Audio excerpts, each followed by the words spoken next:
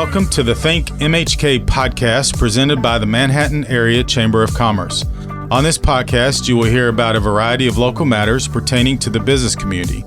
You will also hear from local business owners to hear their story and gain valuable business insights. Thanks for tuning in today. Our guest on the ThinkMHK podcast is a repeat guest, someone who was with us very early in our podcasting days, Matt Crocker. Hey, Matt. Good afternoon. How are you, Jason? I'm great. So, Matt, you were with us last time because at the time you were chair of the Economic Development Committee, and this time you're on because you are our reigning current Clyde Jones Volunteer of the Year. So, congratulations on winning that award. Thank you. It's an incredible honor. So let's real quick, for those that don't know you, or maybe, surely everyone has listened to that episode, but maybe those that didn't listen to that episode, talk about your role with SPS and how you ended up in Manhattan. Sure. Well, I have used to be a couple of unique characteristics with myself in my life. This is actually my third time living in Manhattan. I was born here, parents moved away, came back for school, left after graduating K-State, and my wife and I went to high school in Topeka until we know each other, and family was here in the area, and reached out to Dennis Mullin, the chairman of SPS and my boss, wanting to move back into the area. We just had our second daughter, and I just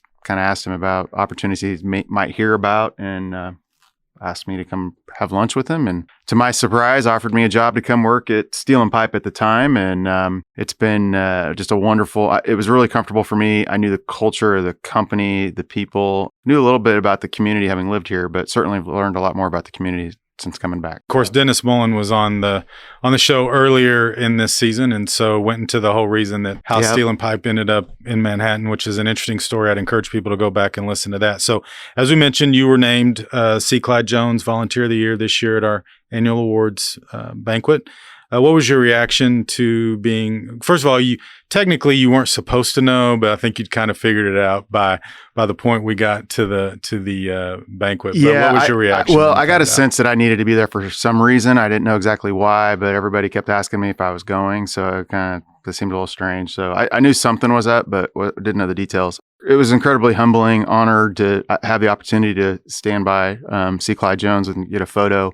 We were talking earlier, I mentioned I was on the executive committee when Terry Hartz made the decision to name this award after Clyde. And so I just had an understanding of how important that individual was for this community. And so it was very humbling to get an award like that in his name. And of course, we only give 4 individual awards at the Chamber every year. So it's obviously an elite group of people who win those. Our producer, Dave Lewis, was showing us prior to this recording, showing us his award. And I know, Dave, it was something you mentioned was a special recognition that you felt. Well, there's a lot of work that goes into whatever project or effort that you're doing. When you volunteer for something, it's something that you put a lot of heart into. The timing of it was very unique for me. I won the award in 2006, and it was just after my wife passed away. And so to have that acknowledgement at that time in my life meant the world to me.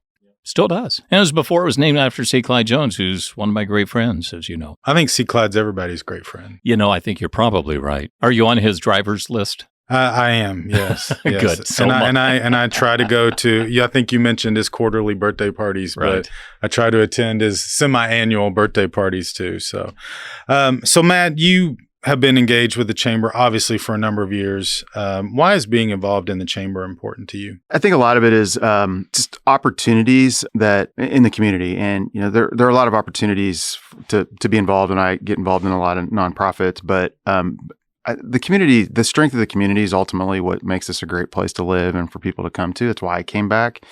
And so the Chamber is a great organization to try to facilitate that. And I can't think of a better one. Again, there are a lot of organizations that are doing great things in the community, but I think as it relates to growth and developing jobs and, just the success of the community as a whole, that's very important to me from a business perspective and personally. You've been involved in a number of things, and I'm going to ask you, what are some of the things at the Chamber of which you're most proud? I will allow you to skip the fact that you were chairing the selection committee that picked me to be the president, because if you didn't say that, I would have probably been a little sad. So let's leave that out for just a minute. I appreciate you covering me there. So other than that, what are some of the things that you have been able to work on at the chamber, the least most satisfying or that you're most proud of?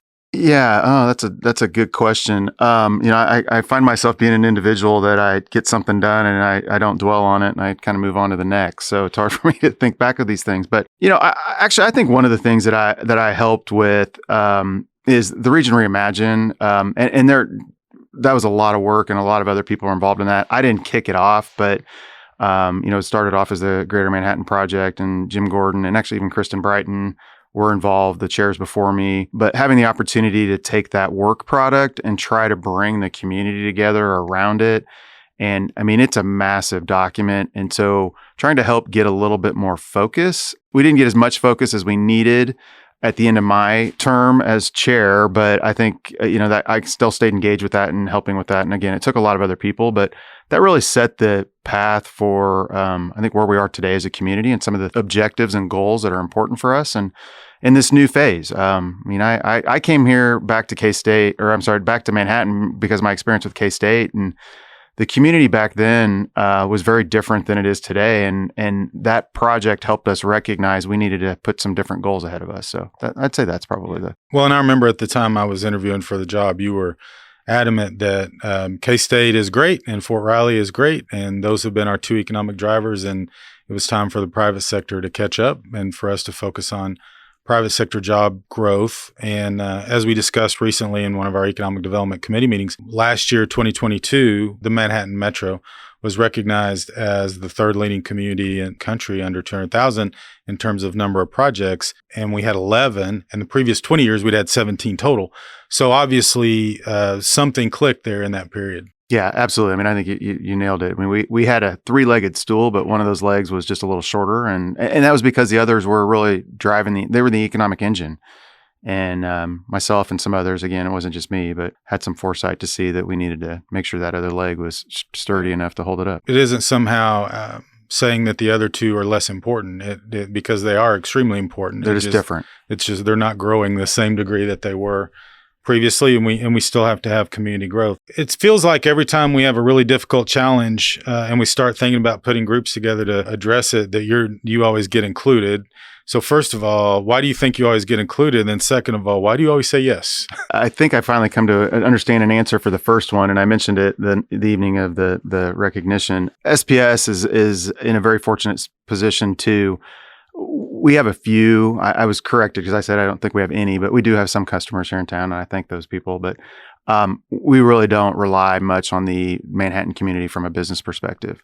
And so what that allows us to do is really speak with our heart about what we think is important for the community at large without having any stake in the game, so to speak, or conflicts. And that's pretty unique in this community. And so I think that's the reason we, not just myself, but several of us at SPS get asked to get involved in difficult situations, because hopefully part of it is also they think we think well and our compass is aligned appropriately, but we don't have to worry about those conflicts. And so it makes it a lot easier for us to go have those tough conversations. Why I keep saying yes, I haven't figured that out. I have found out that, when Wayne Sloan calls me, I start to get my antenna up and wondering what's going on. But I keep saying yes because I know I'm fortunate to be in a position at the organization where we've got great people that I can take the time away from work to help. And it's just a little bit of paying back to the community that's been so good to me. Well, and also, you keep getting asked because you keep saying yes. I mean, that's the other reason. Is that the trick? That's the other issue I think that comes up in that as well. So you talked about some other nonprofits in which you were involved. So what are some of those? Because I know there's a pretty big laundry list of groups that you get engaged with. Well, one of the benefits I've had of, again, working for Steel and Pipe or SPS is when I got here, it was really clear. It was expected that you get involved in the community. A lot of that was just to give back to the community, but I'll give Dennis a lot of credit as well, is that he recognized that it gave people in our organization an opportunity to act. Being on a board, you're not going to be on our board necessarily right out of the gate, but if you can go be on an organization's board, you learn how to manage, you learn how to be a leader. You learn how to deal with conflict. So it was twofold, but the real driver was, again, giving back to the community. I got on the Boys and Girls Club board really early, ultimately became chair of that board. Great organization, still really supportive of that. First Tee, obviously the chamber, a lot of things at K-State, currently involved in home care and hospice here, Stormont Vale Foundation as well. I've been on the Mercy Foundation. So I know I'm forgetting some, but I have done, the one thing I have been good about saying no, there have been many that have asked. I guess I can't forget the Community Foundation. This is my second term on the board. One thing I've learned is that there are only so many things that I can do and do well. And so I have said no to being asked to be on some things and say, or not now is probably the better way to describe that. If I can't give my full commitment to something and add value, I don't want to be involved because it's not fair to the organization. So you talked about when you moved back, you had 2 daughters, and that was part of the reason you want to move back. So what makes Manhattan a great place to live, work, and raise a family? Yeah, I think the culture of the work-life balance is a big piece. I think all of the employers here in town and just people in town generally really want to be in Manhattan because of the balance.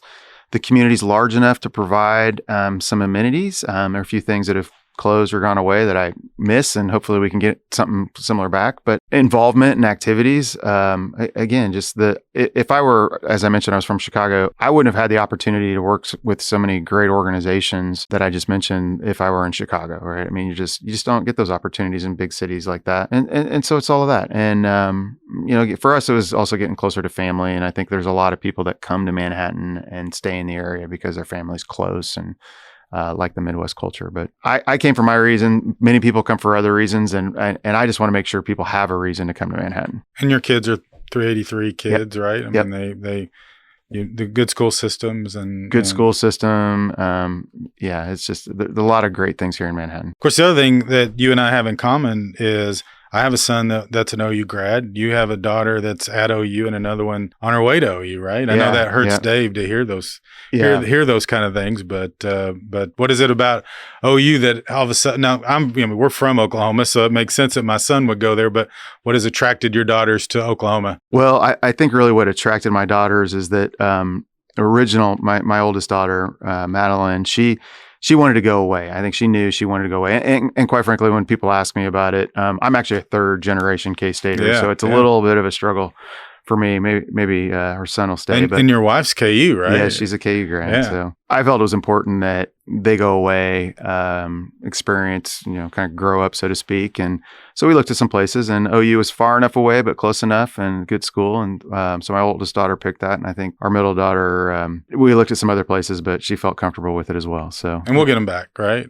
I mean, I even though it's school here, but I left for a while and came back, and a lot of people do. So and I think Jack will be a K-State, your youngest K-State. I'm not sure what Jack's going to do. So I don't want to speak for him. He's Yeah, we have kids similar age. Yep. I can definitely understand that. So, and we've talked about this with Dennis and maybe even you before, but SPS could move their headquarters anywhere. There's nothing particular about Manhattan that necessarily makes it the perfect place for SPS to have their headquarters.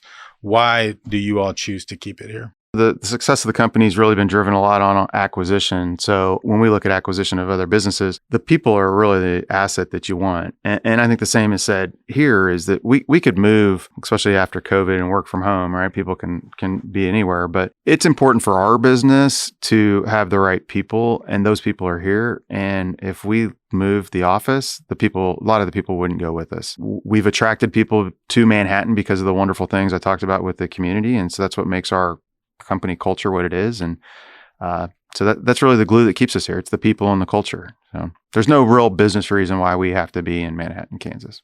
You've been we want to be here. However long. But we want to be here. And we appreciate the fact that you are. Now we're going to go to the rapid fire. And this is something I don't think you did last time. I don't think I did either. This is new. What movie have you seen the most times? The one I have seen the most times is National Treasure. And the reason for that is my wife, anytime it's on TV, my wife stops and watches it, and my kids are in that too. So that's been more of their choice than mine, but it's a good movie. I don't mind it, but when that's an easy one. Right after I'd seen National Treasure, I was in Washington, D.C., and we stopped at the archives, and I made some reference to the movie, and the security person rolled her eyes and went, you could tell they've heard it a million times at that point. So my advice is don't quote National Treasure when you go to their archives. Okay. If you could only watch one movie or television show for the rest of your life, what would it be? And that can't be National Treasure. Well, actually, it's interesting because it's kind of similar to it, I guess. But I'm a big Indiana Jones fan. I'm looking forward to the new one coming out. And so the original Indiana Jones movie is one I'd probably watch over and over again. What job did you want when you were a kid? Well, anything that would get me out of the lawn mowing business, because that's what I started with. But no, I think when I was a kid, I enjoyed like property management and development. And so I wanted to be a real estate developer and build stuff. And I still to this day kind of think back, and if I were able to go back to school and start over again, I might think about a career that gives me a little bit more into that. That's what I always wanted to do. I wanted to build stuff because I was big with Legos. I love Legos. So you're pretty famous for starting projects and just finding something to constantly do like that, right? That's I guess what I am. I've been told. Yeah, I am pretty good about that. So you've just kind of taken that to your personal life, right? Yeah, I've heard some good stories about that. All right, so what was your first job? You talked about lawn mowing. Yeah, right? So my first job was we had a neighbor when I was growing up in Topeka. He owned a strip center in town, and so he hired me to every Saturday morning to go up and walk around the strip center and pick up the trash. So it wasn't real technically difficult, but I had to get up every Saturday morning and my dad would take me up there and drop me off, and I'd just walk around the parking lot and pick up trash. What skill would you most like to learn? And I have no aptitude for this, but I would love to be able to play the piano or some instrument. That's just an area that I just don't have, and it'd just be nice to be able to sit down and play a piano. Me too. My mother's really good at it. What is the one thing that instantly makes your day better? Sunshine. If it's a sunny day, it's going to be a great day. Explain an inside joke that you have with a friend or family member. Well, I have a nickname that I got several from our friends and my kids. So we travel to Mexico quite a bit as a friends group, and then also with my kids. And I could speak a little bit of Spanish, but not much. And so my wife always made fun of me because I'd try to put she said, you think Spanish means you just put an O on everything and it becomes a Spanish word. And so my nickname has become Mateo. These are always really interesting answers, but what is the most ridiculous thing you believed as a child? When I was, I think it was about 5, I actually lived in Lawrence at the time. I always wanted to ice skate, and I had watched I don't know if it was the Olympics or something. I just remember watching some ice skaters on TV, and my dad took me to the city park. They used to flood a little pond area, make an ice skating rink out of it, and said, okay, well, let me show you how to do it. And I said, well, no, Dad, I've watched it on TV. I've got this figured out. And I kept arguing with my father. And so I was convinced that I knew how to ice skate. And so he took me out there, and it was a great learning experience for me. You did not know how to ice skate. No. I got you. Okay. Do you prefer working remotely or in the office? In the office. I came in all through COVID. I have to, part of it's routine, but it just feels like I need to do that for other. Part of it was because our business, a lot of the people couldn't work from home, and being a leader, I felt like I needed to lead from the office. What advice would you give the 19-year-old Matt Crocker? I would say figure out what you enjoy and what you like to learn about and get really involved in that. I think too much when I think about education, I think too many people try to focus on the end goal and don't internalize what it is for them. And I talk to people at K-State, I say, figure out how you learn and find a job that puts you in an environment like that. And it doesn't necessarily need to be an exact skill or capability. It's learning. I mean, that's what life's all about. And if you can continue to learn, you continue to succeed. And so I guess I'd go back. It took me a long time to figure that out. I've been fortunate to be in roles that I think I can do that, but that'd probably be the advice I'd go back and tell my 19-year-old self. Well, Matt, congratulations on winning this year's Clyde Jones Volunteer of the Year. It was certainly an honor well-deserved, and I think I speak for myself and the rest of our team when we say thank you for all you've done for us over the last several years and the hard work you've put into the chamber, and thank you for agreeing to come on again to the ThinkMHK podcast. Well, it's great to be here, and thank you very much. And that award's reflective of a lot of people and not just myself, but it's quite an honor. Thanks for listening to this episode of ThinkMHK, a podcast produced by the Manhattan Area Chamber of Commerce. If you enjoyed the ThinkMHK podcast, we'd love for you to subscribe and share it out on your social media channels. Feel free to reach out to us on Facebook, Twitter, or Instagram at the Manhattan Area Chamber of Commerce.